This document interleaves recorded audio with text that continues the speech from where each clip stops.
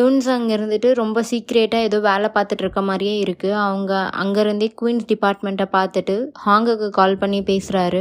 ஹார்மன்ட்ட பேசணும், பிசினஸ் பண்ணணும்னு சொன்னியே, அதுக்காக ஒரு மீட்டிங் அரேஞ்ச் பண்ணியிருக்கேன். டீட்டெயில்ஸ்லாம் அனுப்புறேன் வந்துரு அப்படின்னு சொல்லிட்டு வச்சிடுறாரு. அதுக்கப்புறமேட்டுக்கா ஹாங்குக்கு ஏதோ மெயில் வருது. அந்த மெயில்ல இவங்களோட டிசீஸ்க்கு எந்த க்யூரும் இல்ல, எந்த ஒரு ட்ரீட்மெண்ட்டும் பண்ண முடியாது அப்படின்ற மாரியான மெயில்ஸ்லாம் படிச்சு பார்க்குறாங்க. அப்போனா நான் 3 மாசத்துல இறந்து போயிடுவேனா அப்படின்லாம் யோசிச்சுக்கிட்டே அவங்களோட கலெக்ஷன்ஸ் ஸ்லிப்பர் கலெக்ஷன்ஸ் எல்லாம் பார்த்துக்கிட்டே நான் எவ்வளோ ஐஸ்லேண்ட் வாங்கி போட்டுட்ருக்கேன், அதுக்கெல்லாம் இதுவரையும் ஒரு தடவை கூட நான் போனதே இல்லை, அங்கெல்லாம் போய் என்ஜாய் பண்ணதே இல்லை அப்படின்லாம் யோசிச்சுட்டே இருக்காங்க. நம்ம யூனோ ரூமுக்கும் போய் யூனோவை பார்த்துட்டு நான் இதெல்லாத்தையும் விடவும் யூனோவை தான் ரொம்ப மிஸ் பண்ணுவேன் அப்படின்லாம் யோசிக்கிறாங்க. நெக்ஸ்ட் டே மார்னிங்கும் ஆஃபீஸ் போனதுக்கு அப்புறமேட்டுக்காகவும் நம்ம யூனோட டிபார்ட்மெண்ட் போய் நம்ம யூனோ எப்படி ஒர்க் பண்ணுறாருன்றதை தான் ரசிச்சுட்டே நம்ம யூனோவை தான் பார்த்துட்டு இருப்பாங்க இவங்க. ஹாங்க்கு யூனோ மேலே லவ் இல்லாமல் இல்லை, அவங்க ஒர்க் பிஸியில் கொஞ்சம் டைம் ஸ்பெண்ட் பண்ணுறதை விட்டுட்டாங்க. அதனால நம்ம யூனோக்கு ரொம்ப கடுப்பாக இருக்குது. இவங்க ஃபேமிலியை ட்ரீட் பண்ணுற விதம் அவருக்கு பிடிக்காததுனாலையும் ஹாங் மேலேயும் கோவம் வந்துடுது இவருக்கு. அதனால இவங்க 2 பேரும் தனித்தனியாகவே இருக்காங்க இப்போ வரையுமே. ஹாங் வந்துட்டு அவங்க செக்ரட்டரி கிட்ட போயிட்டு இவங்க கதையே வேற யாரும் என் ஃப்ரெண்டோட கதை அப்படின்ற மாதிரி இவங்க கதையை சொல்கிறாங்க. அதாவது இவங்க 2 பேரும் கல்யாணம் ஆகி ரொம்ப நாள் ஆச்சு, பிரிஞ்சே இருந்தாங்க. இப்போ திடீர்னு இவங்களுக்கு லவ் வர ஆரம்பிச்சிருச்சு, அவங்க கூடயே இருக்காங்க, இதை பற்றி நீ என்ன நினைக்கிற அப்படின்னு கேட்குறாங்க. அதுக்கு அந்த பொண்ணு இருந்துட்டு இப்படிலாம் நடக்குமா எங்கேயாவது, அப்படி ஏதாவது மாற்றம் இருந்துச்சுன்னா அந்த பொண்ணுக்கு தான் ஏதோ வியாதி இருக்குன்னு நினைக்கிறேன், போய் முதல்ல டாக்டரை செக் பண்ண சொல்லுங்க அப்படின்னு சொல்லி அனுப்பிச்சிடுறாங்க. அவங்க வந்துட்டு டாக்டர் கிட்ட போயிட்டு இந்த மாதிரி தான் நான் எப்பவுமே ரொம்ப எமோஷ்னலாக நடந்துக்கிறேன், என் ஆஃபீஸில் ரொம்ப கஷ்டப்படுற ஒருத்தருக்கு வேலை போட்டு கொடுத்தேன், அது மட்டும் இல்லாமல் என் ஆஃபீஸில் ஒர்க் பண்ணுற ஒரு பொண்ணோட அம்மாவுக்கு ரொம்ப உடம்பு சரியில்லை, அதை பற்றி எல்லாம் கேள்விப்பட்டு நானும் கூட சேர்ந்து அழ ஆரம்பிச்சிட்டேன், பூனைக்கு நாய்க்கெல்லாம் சாப்பாடு வைக்க ஆரம்பிச்சிட்டேன் அப்படின்ற மாதிரிலாம் சொல்கிறாங்க. உங்களுக்கு உடம்பு சரியில்லாததுனால உங்கள் எமோஷன்ஸில் கண்ட்ரோல் பண்ண முடியல உங்களால், இதுக்கு முன்னாடி இந்த டிசீஸ் வந்து இறந்து போனவங்க எல்லாருமே இந்த சிம்டம்ஸ் எல்லாமே ஃபேஸ் பண்ணாங்க அப்படின்னு டாக்டர் சொல்றாரு. இது கேட்ட ஹாங்குக்கு அப்ப என்ன சொல்றீங்க, அப்ப நான் இறந்துருவேன்னு நீங்க சொல்றீங்களா, எனக்கு நம்பிக்கை இருக்கு, நான் கண்டிப்பா உயிரோட இருப்பேன்னு, லாஸ்ட் மினிட்ல ஏதோ ஒரு மிராக்கல் நடக்கும், எப்பயுமே என்னோட பிசினஸ் விஷயத்துலயுமே இந்த மாதிரி ஏதாவது நான் பிரச்சனை ஃபேஸ் பண்ணனா ஏதாவது மிராக்கல் வந்து என்னை காப்பாற்றும், அதே மாதிரி இந்த தடவையும் நான் உயிரோட இருப்பேன்ற நம்பிக்கை எனக்கு இருக்கு அப்படின்னு சொல்லி அங்கேருந்து எழுந்து போயிடுறாங்க. அதுக்கப்புறம் ஹாங்கோட அப்பாவும் யூனோவும் சியோகா மீட் பண்ண போறாரு. எதுக்கு நாங்க ஹண்டிங் போன இடத்துக்கு வந்த, அங்க ஃபென்ஸ் எல்லாம் வெட்டி விட்டுருக்க அப்படின்ற மாதிரி கேட்குறாரு. நான் அப்பாவை மீட் பண்ணி கொஞ்சம் பேசலான்னு வந்தேன், ஆனால் அவரோட கேர்ள் ஃப்ரெண்ட் என்ன அவர்கிட்ட பேசவே விடலை, நான் அப்பாவை மீட் பண்ணி பேசணும் அப்படின்னு சொல்கிறாரு. நீ திரும்ப அப்பாவை பார்த்து பேசுவேன்லாம் கனவுல கூட யோசிச்சு பார்க்காத அப்படின்னு சொல்லிட்டு வந்துடுறாரு. வெளியில் வந்துட்டு யூனோ கிட்ட எங்கள் ஃபேமிலி வெளியிலேருந்து பார்க்கறதுக்கு தான் ரொம்ப ரிச்சாக ரொம்ப க்ளோஸாக இருக்கிற மாதிரி தெரியும், ஆனால் எங்களுக்குள்ளேயே நிறைய பிரச்சனை இருக்குது, ஒருத்தருக்குள்ளே ஒருத்தர் பிரச்சனைனா கேஸ் போடுற மாதிரியான விஷயங்கள் தான் நடந்துட்டுருக்கு, நீ எங்கள் கூடவே இருந்து எங்களுக்கு ரொம்ப சப்போர்ட் பண்ணுற, ரொம்ப தேங்க்ஸ் அப்படின்னு சொல்லிட்டு போகிறாரு. வீட்டில் சேர்மனோட கேர்ள் ஃப்ரெண்ட் கிட்ட போயிட்டு நீங்கள் அங்கே சியோகா பார்த்தீங்களா ஹண்டிங் போன இடத்துல அப்படின்னு கேட்குறாரு. அப்படியே நான் பார்க்கவே இல்லை அப்படின்னு சொல்லி இவங்களும் போய் சொல்லிடுறாங்க. இதை நம்பிட்டு அவரும் போயிடுறாரு. அடுத்த சீன்ல கிரேஸ் ஹாங்கோட அம்மா பேச்சை கேட்டு யூன்சங்கை ஃபாலோ பண்ணிட்டு இருக்காங்க. யூன்சங்கும் கிரேஸ் இவங்களை ஃபாலோ பண்றதை கண்டுபிடிச்சு உள்ள உட்கார வச்சு பேசுறாரு. கிரேஸ் இருந்துட்டு நான் இதுவரையும் நிறைய பேருக்கு கல்யாணம் பண்ணி வச்சிருக்கேன், ஹாங் ஃபேமிலியில இருக்கவங்க எல்லாருக்குமே நான் தான் கல்யாணம் பண்ணி வச்சேன், அது மட்டும் இல்ல இன்னும் இந்த ஊர்ல இருக்க எல்லா பெரிய பெரிய ஆளுங்களோட மேரேஜும் நான் தான் அரேஞ்ச் பண்ணேன், நான் ஹாங் இப்படி யூனோ லவ் பண்ணி கல்யாணம் பண்ணிட்டு வந்தது அவங்க ஃபேமிலியில யாருக்குமே பிடிக்கல, உங்களை நாங்க ஹாங் கூட சேர்த்து வைக்கணும்னு நாங்க நினைக்கிறோம் அப்படின்ற மாதிரி பேசுறாங்க. நீ அப்படிலாம் ஒரு வேலையும் பார்க்க தேவையில்ல, நானே பாத்துக்கிறேன் அப்படின்ற மாதிரி யூன்சங் சொல்றாரு. உடனே கிரேஸ் வந்துட்டு ஹண்டிங் போன இடத்துல உங்க 2 பேரையும் சேர்த்து வைக்கலாம் தான் நான் அந்த ஃபென்ஸ் எல்லாம் ஒருத்தர் சொல்லி கட் பண்ணி விட்டேன், ஆனா நடுவில் அந்த யூனோ வந்து எல்லாத்தையும் கெடுத்துட்டான் அப்படின்ற மாதிரி சொல்றாங்க. ஆனா அதை யார் பண்ண சொன்னா அப்படின்றத கிரேஸ் சொல்லவே இல்லை.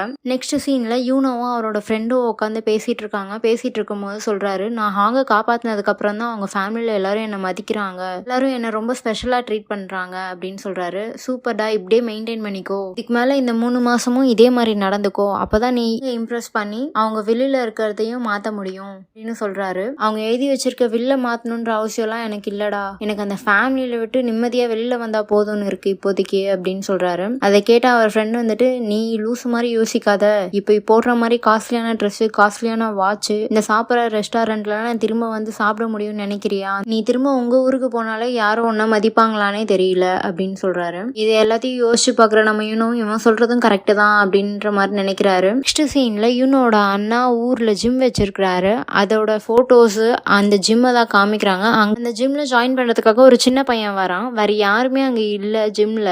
இவங்க அண்ணனும் இருந்துட்டு நான் பிளேட்டை மண்டையாலே உடச்சி காமிக்கிறேன் அப்படின்லாம் ப்ராக்டிஸ்லாம் பண்ணி காமிக்கிறான். கடைசியில் அந்த பிளேட்டை உடைக்காம இவன் மண்டையை உடச்சிக்கிறான். இதை பார்த்துட்டு அவங்க அம்மா அந்த பையனை கூட்டிகிட்டு ஓடி போயிடுறாங்க அந்த இடத்துல இருந்து. அந்த ஜிம்முக்கு யூனோட அக்கா வராங்க.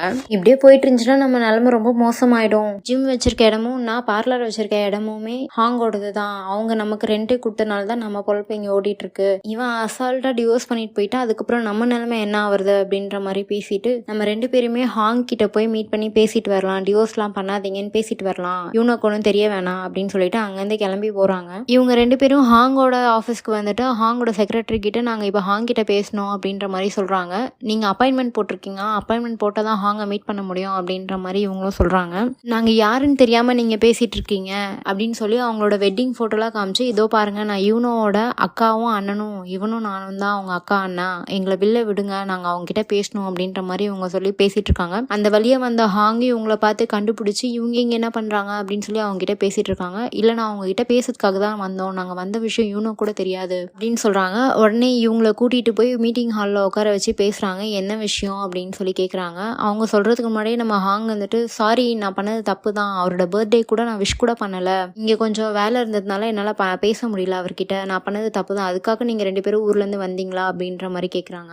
அதெல்லாம் ஒன்றும் இல்லை, ஹஸ்பண்ட் அண்ட் ஒய்ஃப்குள்ளே பிரச்சனை வர்றது சகஜம்தான். என்னோட ஹஸ்பண்டுக்கும் எனக்கும் கூட நிறைய பிரச்சனை வரும், நிறைய சண்டை வரும், நாங்கள் 2 பேரும் நிறைய சண்டை போட்டுக்குவோம், அதுக்கப்புறம் சமாதானம் ஆகி பேசிப்போம். ஹாங்குக்கு இவங்க என்ன சொல்ல வராங்கன்னே ஒன்றுமே புரிய மாட்டேங்குது. வரீங்கன்னு தெளிவாக சொல்லுங்க அப்படின்னு இவங்க டிவோர்ஸை பற்றி சொல்ல வரும்போதே ஹாங்கோட செக்ரட்டரி வந்துட்டு ஹார்மன் கூட இன்னைக்கு தான் உங்களுக்கு மீட்டிங் இருக்குது, நீங்கள் இன்னும் கிளம்பலையா, இப்போ கிளம்புனா தான் அவர் மீட்டிங் கரெக்டாக டைமுக்கு அட்டன் பண்ண முடியும் அப்படின்னு சொல்கிறாங்க. சொன்ன உடனே ஹாங் வந்துட்டு நான் இப்போ உடனே கிளம்பி ஆகணும், எனக்கு ரொம்ப முக்கியமான ஒரு மீட்டிங் இருக்குது, நான் உங்ககிட்ட அப்புறமா பேசுகிறேன் அப்படின்னு சொல்கிறாங்க. யூனோட அக்காவும் வந்துட்டு நான் உங்களுக்கு மெசேஜ் பண்ணுறேன், நான் எதுனா பேச வந்தேன்றதை நான் மெசேஜ் பண்ணிடுறேன் அப்படின்னு சொல்லிட்டு அங்கேருந்து போயிடுறாங்க. ஹாங்கும் மீட்டிங்கு போன இடத்துல உள்ளே போய் பார்த்தா அங்கே ஹார்மன்லாம் யாருமே இல்லை, யுன்சங் மட்டும்தான் உட்காந்துட்டு இருக்காரு. ஏன்னா நீ மட்டும் உட்காந்துட்டு இருக்க, ஹார்மன் எங்கே போனாரு, நான் அவர்கிட்ட மீட்டிங்காக தானே வந்தேன், நீ உட்காந்துட்டு இருக்க அப்படின்னு கேட்குறாங்க. இல்லை ஹார்மனோட பொண்ணுக்கு ஏதோ ஆக்சிடென்ட் ஆயிடுச்சுன்னு அவங்க பார்க்கறதுக்காக போயிட்டாரு, அவருக்கு பிஸ்னஸை விட ஃபேமிலி தான் ரொம்ப இம்பார்ட்டன்ட்டு அப்படின்னு சொல்றாரு. என்னது ஃபேமிலி தான் இம்பார்ட்டண்டா,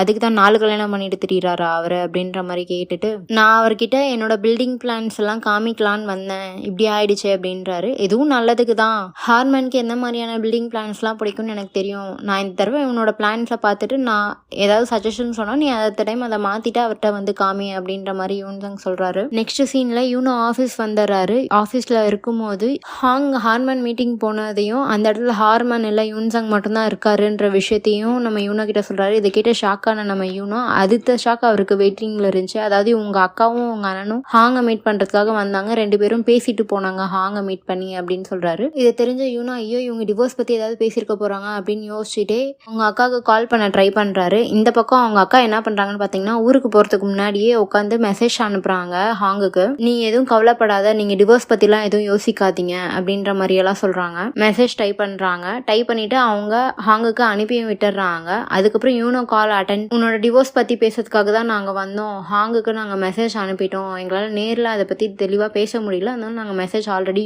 ஹாங்குக்கு அனுப்பிட்டோம், ஆனால் ஒன்றும் பார்த்தாலான்னு தெரியலன்ற மாதிரி சொல்லிடுறாங்க. நெக்ஸ்ட் என்ன நடக்க போகுதுன்னு அடுத்த எபிசோடில் பார்க்கலாம் வாங்க.